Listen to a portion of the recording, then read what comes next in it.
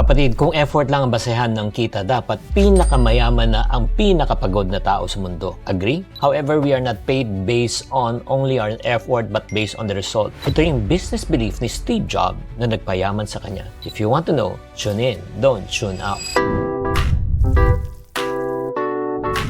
Hi there, this is Chinkitan, your pambansang wealth coach. Alam nyo, kung gusto nyo talagang kumita ng malaki, hindi effort dapat ang ayusin natin. In reality, we need to fix our result and value. The most frequent mistake that people think, more work, more income. But in reality, more work, more stress, and more pagod. Ipapakita ko sa iyo ngayon ang money pattern na na-discover ko kay Steve Jobs na hindi lang galing sa quotes, kundi talagang pinag-aralan ko kung paano niya ginawa yung pagpapalaki ng kanyang negosyo na Apple. At isang bagay ang malinaw, hindi lang effort ang kanyang measurement stick, kundi value. So, bago tayo mag-agree o disagree kung tama ba yan, ang tanong ko po ngayon right now siguro sa inyo as we start is, busy ka ba talaga ngayon? Or may resulta at value kang nabibigay? Mga kapatid, may kakilala ba kayong mga tao pag kinausap nyo? O, kamusta ka na? Busy ako. Ano, may kita ba? Wala, busy lang ako. Maraming taong pagod, nag-overtime, nag-grind. Pero, yun nga, bakit hanggang ngayon di pa rin tumataas ang kita? Because may gap siya eh. Diba? Yung parating sinasabi sa karamihan ng tao, ay sipag at tiyaga, sipag at tiyaga. Yes, kahit masipag at matyaga ka, pero pag walang resulta, walang value ka na offer, walang kita. The reality is this, the market doesn't really pay us, or people don't pay us based only on effort, but based on the result and value that we receive.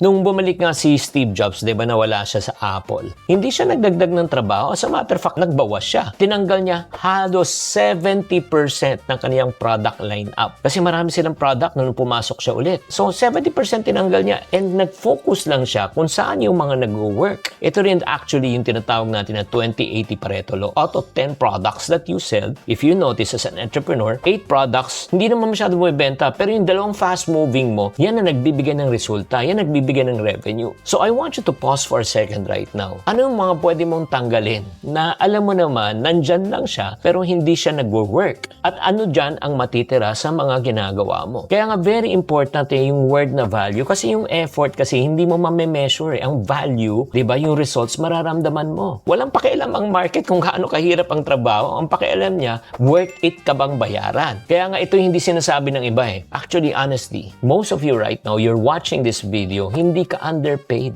Undervalued ka lang, kaya hindi ka nababayaran ng gusto. Always remember, one thing that I've learned in life, money follows value, not effort. Hindi inayos ni Steve Jobs ang lahat. Inayos lang niya yung focus. What can give people more value from their product? From becoming a mediocre product, nung pumasok siya, naging excellent. Kaya ang dapat na framework natin, there are 3 steps na kailangan natin gawin para tayo magkaroon ng offer ng value. So, ready ka na ba? If ready ka na, type ready. Number 1, kailangan magkaroon ka ng value clarity. Ano ba talaga ang binabayaran sa'yo? Ask yourself this question. What are people paying you for? I hope people don't pay you for your time. But I hope people pay you because you are delivering something. Like for example, I'm not selling financial education because financial education is free. But you know what? What I'm offering to people, especially when people come for me for coaching, they pay for me for clarity and transformation. Paano ko sila natutulungan na magkaroon ng clarity at pagkatapos in-implement, nagkakaroon ng resulta. Number 2, ang kailangan po natin is conviction. Tanungin ko sarili mo, naniniwala ka ba talaga sa value mo, sa presyo mo o nahihiya ka? Di ba minsan mayroon tayo ilan sa atin dito eh. Yung nahiya ka mag-price. Ay, I don't think that I'm worth that much. Ang taas ko naman, mahal ko naman. Yun yung problema mo. Kaya nga, people are not paying you your right value kasi ina-undervalue mo ang sarili mo. Sino po sa inyo ang guilty dyan? Type guilty sa comment section.